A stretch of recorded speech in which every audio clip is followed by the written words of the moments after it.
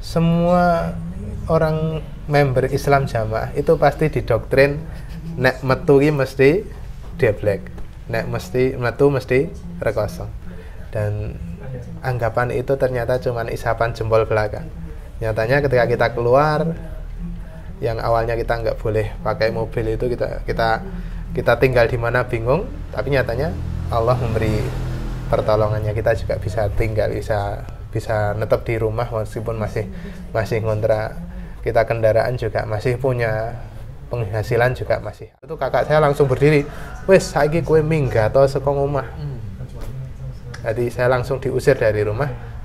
Yang usir alhamdulillah bukan orang tua waktu itu cuma nangis. Yang saya kemarin itu diundang dari penyuluh agama Islam se-Kabupaten Sleman. Itu berawal dari temen yang Ustadz di Muhammadiyah, itu akrab dengan kami. Beliau juga salah satu penyuluh agama di KUA juga.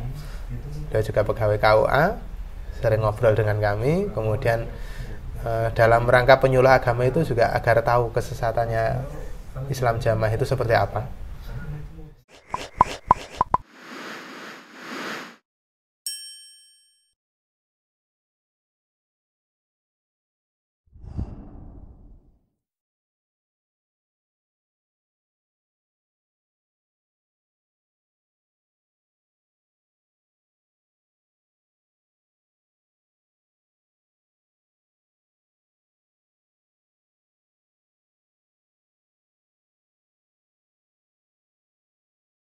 Assalamualaikum warahmatullahi wabarakatuh. Alhamdulillah, salatu wassalamu ala rasulillah, tsumma ma ba'd. Mengenalkan, nama saya Husain Ardianto, dan teman-teman kenal saya dengan nama Yayan. Saya tinggal di daerah Turi, di Sleman, Yogyakarta. Dan alhamdulillah kita sudah hijrah dari Islam Jamaah murni, langsung keluar dari Islam Jamaah semenjak 2019 akhir. Sejak kapan dan bagaimana Mas bisa masuk Islam Jamaah? Kami masuk Islam Jamaah semenjak lahir, karena orang tua kami termasuk salah satu pembesar di Islam Jamaah, dan di sana dikatakan sebagai dalam tanda petik awalul muslimin, awalul mukminin, yaitu jadi kiai daerah di daerah Sleman, Yogyakarta. Dulu dakwaan selama di Islam Jamaah? Di Islam Jamaah semenjak 2010 saya jadi mubalik daerah, sekaligus juga jadi guru pondok di Pondok Hadis Besar Mulya Abadi Mulungan di daerah Jogja 1, Pondok Hadis Besar, sampai 2014, dan jadi mubalik daerah terakhir sampai 2019, pertengahan 2019.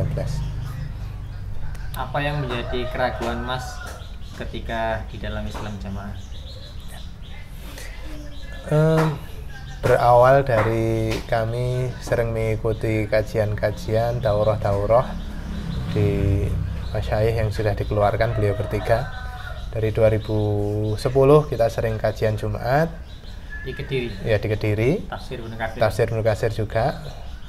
Kemudian ada kajian-kajian seperti kitab At-Tibyan, dan juga kitab tentang derajat-derajat hadis itu, dan macam-macam mustalahul hadis.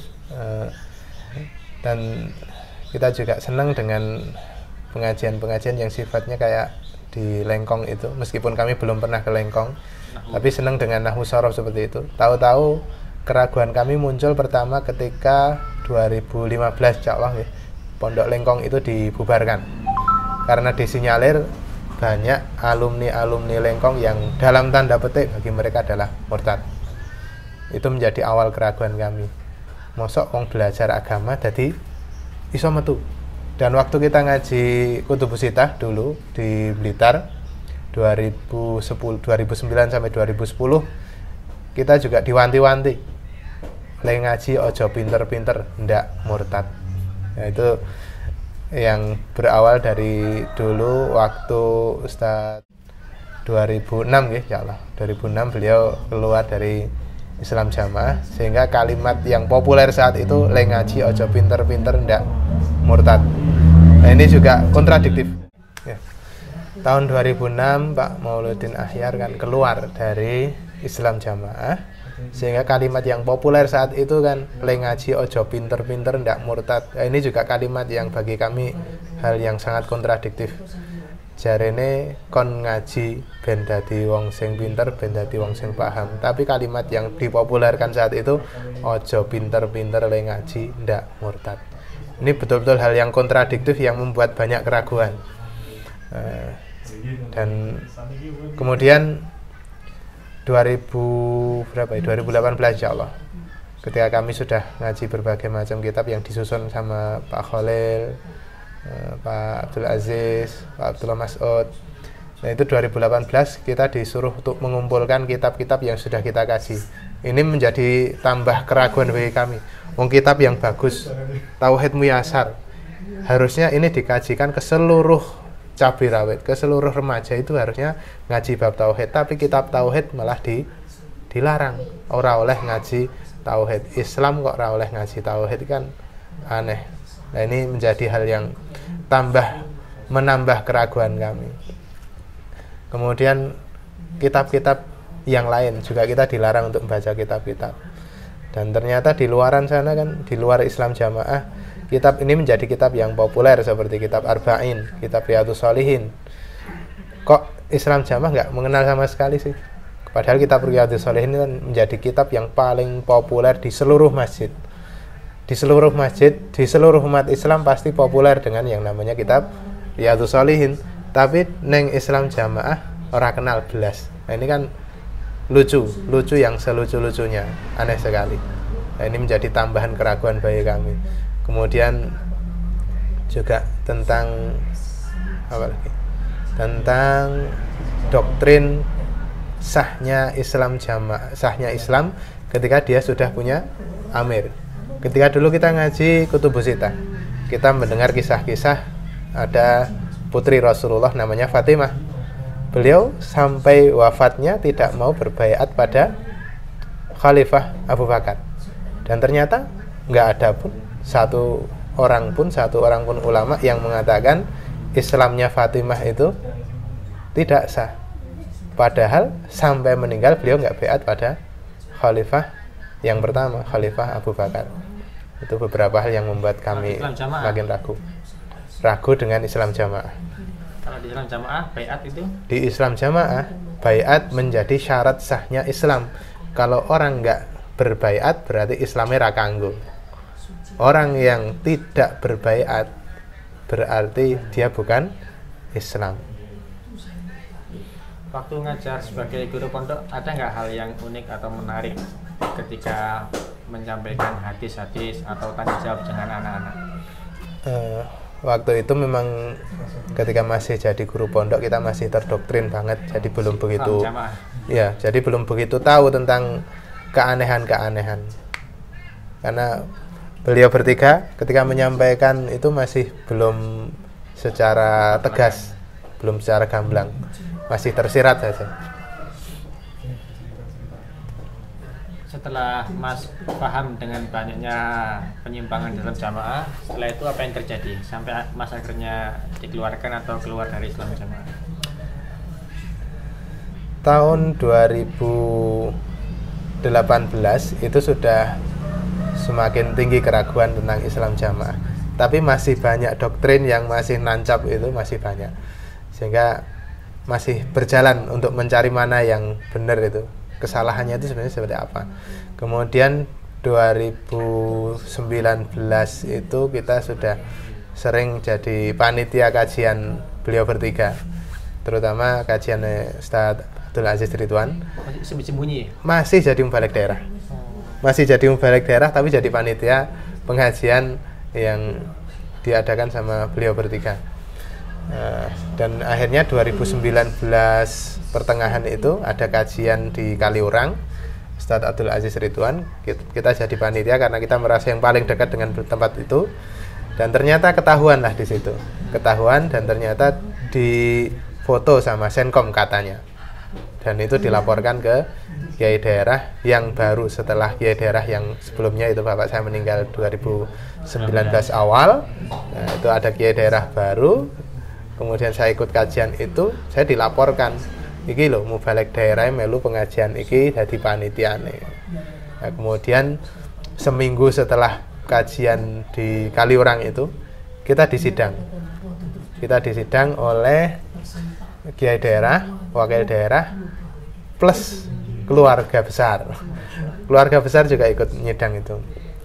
Dan kita waktu itu nggak dikatakan mau ada pertemuan dengan pengurus-pengurus itu, enggak, lewatnya tangan keluarga. Nah, ini mereka itu selalu pakai tangan keluarga dalam rangka menjebak kita, untuk dalam rangka menginterogasi, pakai tangan keluarga ngajak setelah Jumatan itu ojo mangkat kerja dhisik, engko bar Jumatan arep ngobrol-ngobrol. Tak kirain cuma ngobrol-ngobrol sama keluarga biasa. Ternyata begitu setelah Jumatan itu ada kiai daerah datang, ada wakil daerah datang. Kemudian setelah itu terjadilah sidang dan kita tidak boleh menjawab apapun kecuali iya atau tidak. Nah, ini kan sidang yang aneh ini. Sidang yang aneh. Orang yang menuduh itu kan harusnya, atau orang yang menuduh itu kan punya kewajiban untuk mendatangkan bukti atau saksi. Yang dituduh juga punya hak untuk membela diri, tapi itu enggak punya hak untuk membela diri sama sekali.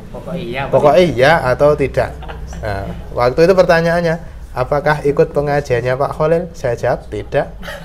Karena yang ngajar bukan Pak Khalil, tapi Pak Aziz. Ya.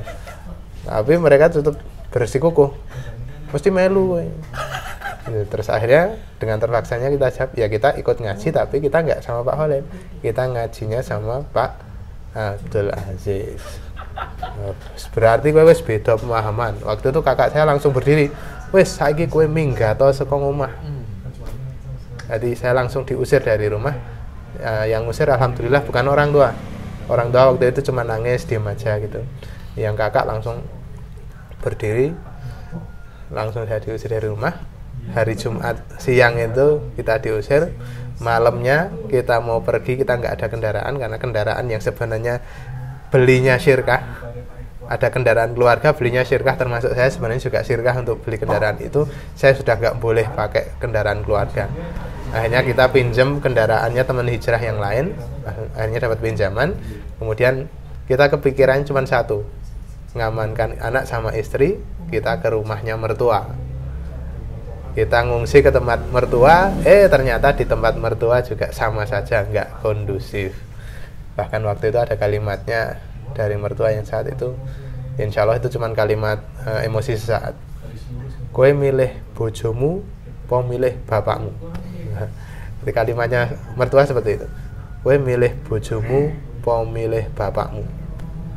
Nah, waktu itu saya juga agak tersulut sih waktu itu.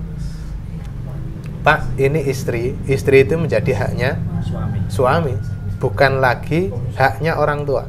Istri itu haknya suami. Maksudnya jenengan kon milih bojo napa pilih suami niku pripun maksudnya? Napa maksudnya niki kon cerai kalih kula?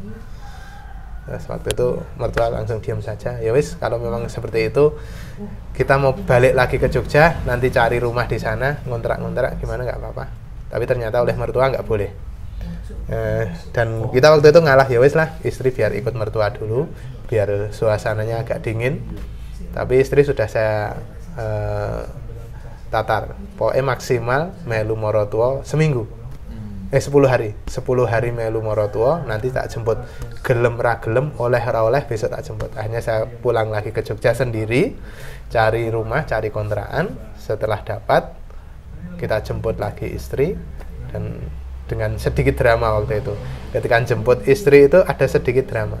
Awalnya juga nggak boleh, istri nggak boleh ikut saya. Ketika istri sudah pokoknya manut suami, pokoknya ikut suami, ganti anak yang mau ditarik sama mertua. Tapi alhamdulillah mertua ibu mertua itu wis iki anak guys hake wong tuane ya wis disolke. Akhirnya dengan sedikit drama itu kita bisa ngambil anak sama istri, kita bawa ke Jogja dengan tinggal di kontrakan. Itu beberapa yang terjadi ketika awal-awal kita keluar dari Islam Jamaah. Bagaimana anggapan menurut jenengan, anggapan kalau keluar dari Islam Jamaah nanti deblek, nggak bisa makan dan sebagainya? Semua orang member Islam Jamaah itu pasti didoktrin nek metu ki mesti deblek, nek mesti metu mesti rekoso. Dan anggapan itu ternyata cuma isapan jempol belaka.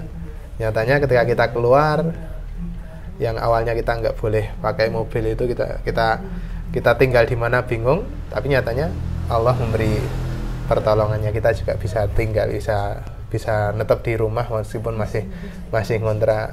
Kita kendaraan juga masih punya, penghasilan juga masih ada, roda 4 pun juga alhamdulillah sekarang jadi punya sendiri. Yang dulu awalnya kendaraan roda 4 itu syirkah sama keluarga, sekarang punya sendiri meskipun yang seadanya. Sehingga kita kalau dikatakan mereka itu deblek, tidak ada deblek. Dan umpama sampai terjadi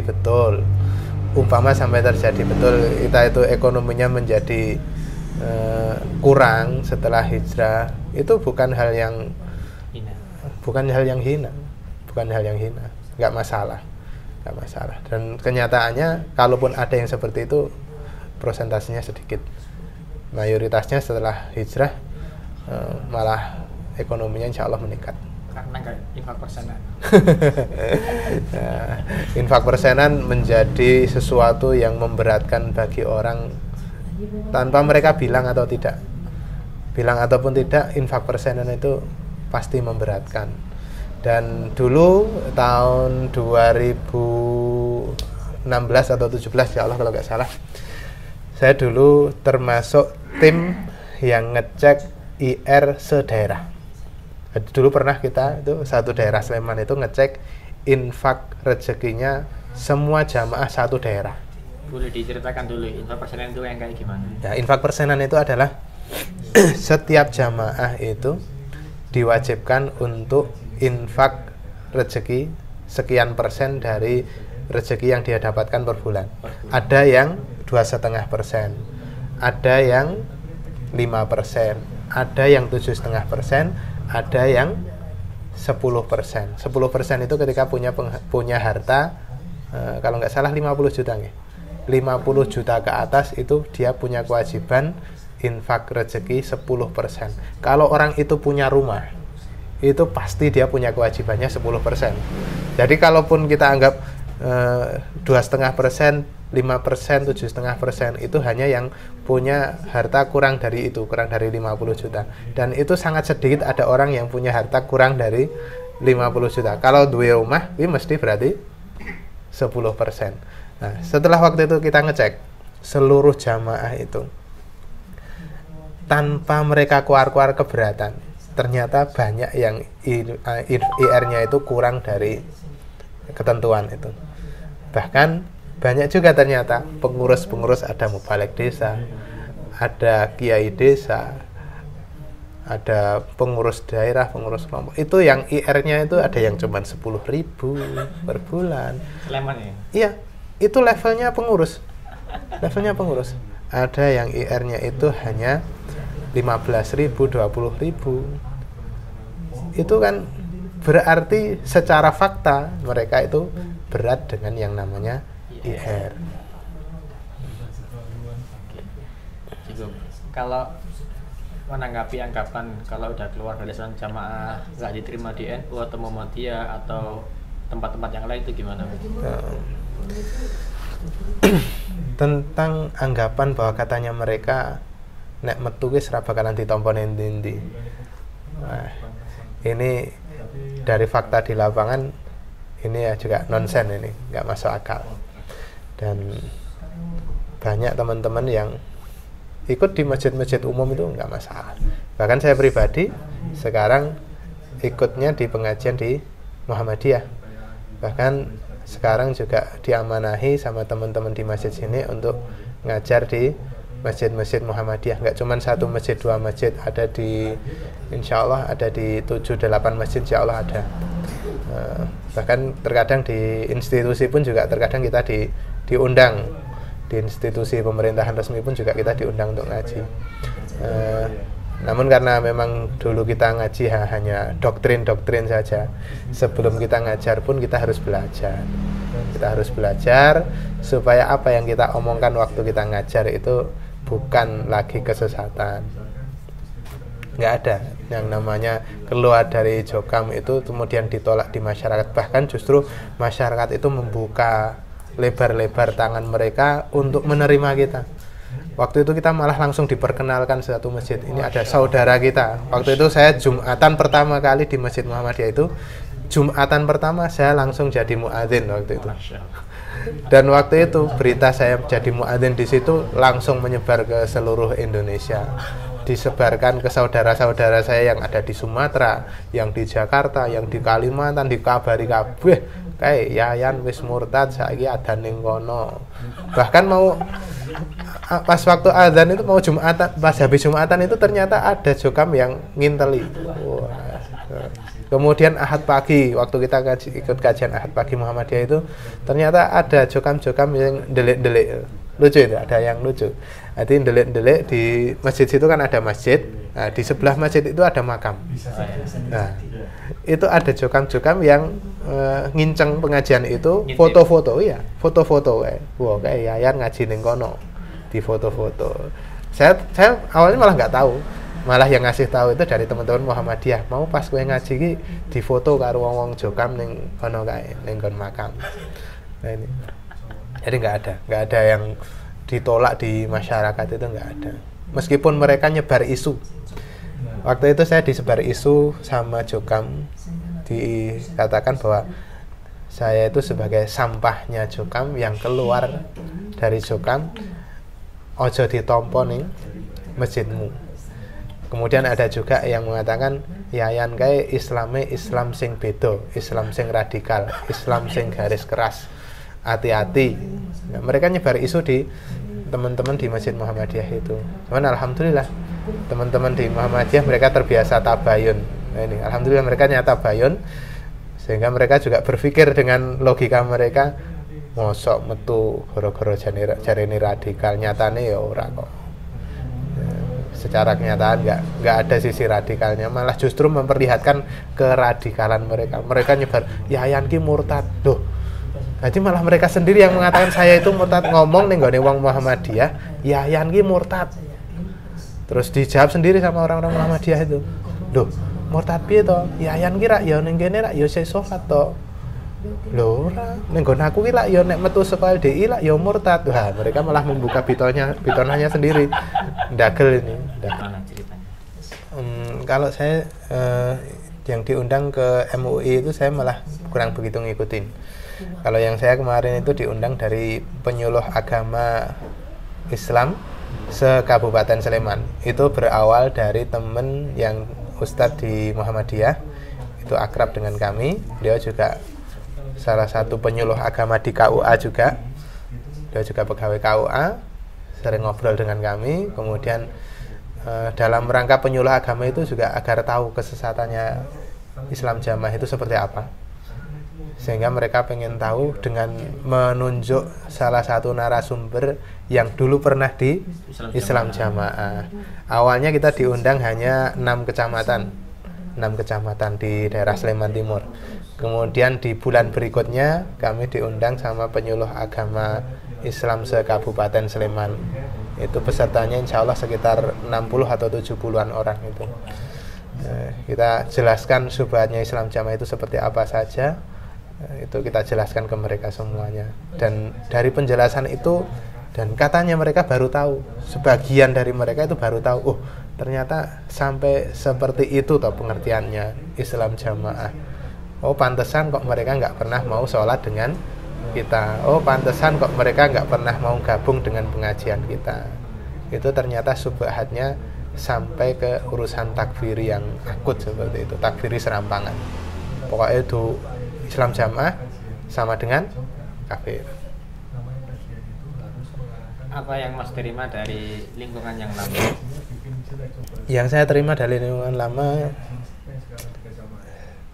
di awal-awal saya hijrah, waktu kami di sini, tinggal di rumah yang saya tempati sekarang ini,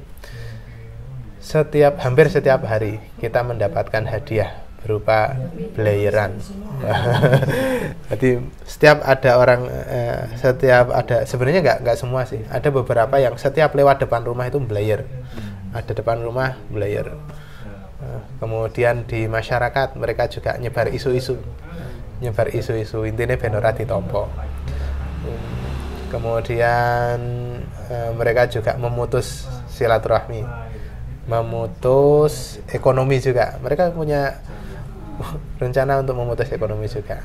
Dan ketika ada membernya Islam Jamaah mau jadi pelanggan kami, tahulah. Bahkan ada yang lucu kemarin, ada seorang MT baru, mubalek baru tugas di sini, karena mungkin belum tahu bahwa sing tukang cukur itu mantan mubalek daerah, dia nggak tahu.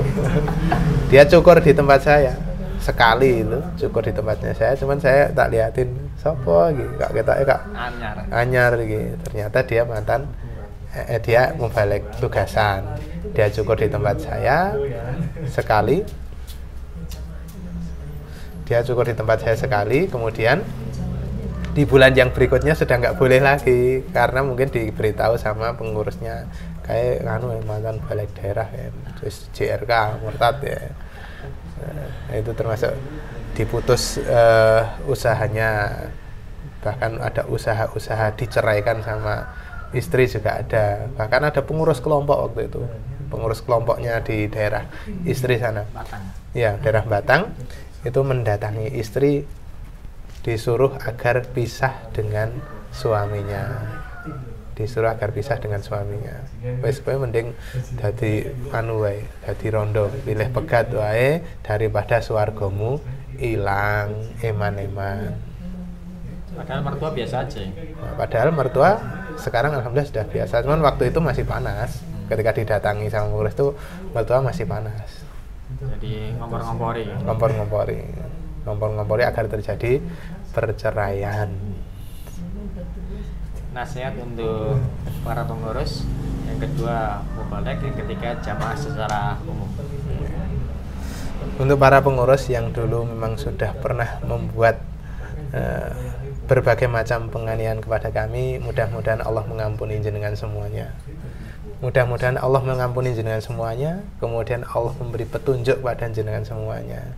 Dan silahkan jenengan mau melanjutkan penganiayaan, silahkan, tapi insya Allah itu nanti akan jenengan sendiri yang menerima akibatnya. Dan kami tetap mendoakan, mudah-mudahan jenengan mendapatkan petunjuk. Dan ketika jenengan menyuruh keluarga kami untuk menjauhkan dirinya dari kami, takutlah pada Allah. Orang yang memutus tali persaudaraan itu berarti adalah iblis laknatullah. Berarti jenengan semuanya kalau memisahkan tali persaudaraan, berarti jenengan ngikuti langkah-langkah iblis. Kalau jenengan memisahkan hubungan keluarga, padahal hubungan keluarga ini hubungan yang dikeramatkan sendiri oleh Allah, hubungan yang direkatkan sendiri oleh Allah. Allah itu Maha Rahman, Rahim. Family itu diambil dari sifat Rahman, sehingga hubungan family ini yang merekatkan Allah sendiri, sehingga tidak boleh siapapun yang memutus hubungan family. Kalau jenengan memutus family, berusaha memutus family, hati-hati, jenengan terkena ancamannya Allah Subhanahu wa taala. Dan untuk teman-teman jamaah Islam Jamaah yang masih di luaran sana, yang masih punya keyakinan Islam Jamaah, silahkan jenengan membuka diri, silahkan membuka pikiran Anda. Sing jarene metu saka jamaah deblek, nyatane enggak ada. Kemudian yang kedua, benarkah perbuatan jenengan mengkafirkan orang tua yang belum Islam Jamaah? Benarkah perbuatan jenengan yang tidak mau mengatakan Islam kepada orang Islam yang lain hanya karena tidak berbaiat benarkah perbuatan Anda itu, benarkah perbuatan Anda yang benarkah perbuatan Anda yang mengkafirkan orang di luar Islam yang bukan termasuk Islam jamaah. Sekarang jenengan dipagari, apalagi sekarang ya. Sekarang setiap hari, setiap pengajian selalu dibacakan 30 poin itu. Jenengan semakin tidak punya ruang gerak sama sekali. Apakah jenengan nyaman dengan itu? Apakah jenengan enak dengan dipagari terus ngono kuwi? Pemagaran yang paling benar adalah diberi ilmu, bukan dijauhkan dari ilmu. Orang Islam itu disuruh cari ilmu, bukan tidak boleh cari ilmu. Nauzubillah min dzalik. Mudah-mudahan kita semuanya mendapatkan hidayah, mendapatkan petunjuk dari Allah Subhanahu wa taala, dan kita bisa sama-sama terjauh dari berbagai macam kesesatan yang ada di dunia ini. Terakhir tadi yang ketinggalan, untuk guru pondok dan para mubalagh yang sudah paham sebetulnya. Yes. Untuk teman-teman yang dulu pernah berjuang untuk meneruskan keilmuan dan sebenarnya sudah tahu syubhat-syubhatnya Islam jamaah, ittaqillah, takutlah kepada Allah. Kalau jenengan sudah tahu, kemudian Anda memperkuat syubhat-syubhat yang sudah ada di dalam Islam jamaah, dosa apa yang jenengan cari? Nek wis ngerti, dosanya orang yang sudah tahu dengan dosanya orang yang tidak tahu sama sekali, itu sangat jauh berbeda. La yastawil ladzina ya'lamun wal ladzina la ya'lamun. Enggak sama antara orang yang tahu dengan orang yang enggak tahu. Kalau jenengan sudah tahu, segera benahi, segera ikut benahi, dan segeralah hijrah dari Islam jamaah, karena itu adalah lingkungan yang enggak benar, sehingga jenengan menuju cahaya yang sesuai dengan sunnah. Sekian terus ditutup. Sekian dari kami. Banyak kesalahan, banyak kurangannya, mohon maaf yang sebesarnya. Assalamualaikum warahmatullahi wabarakatuh.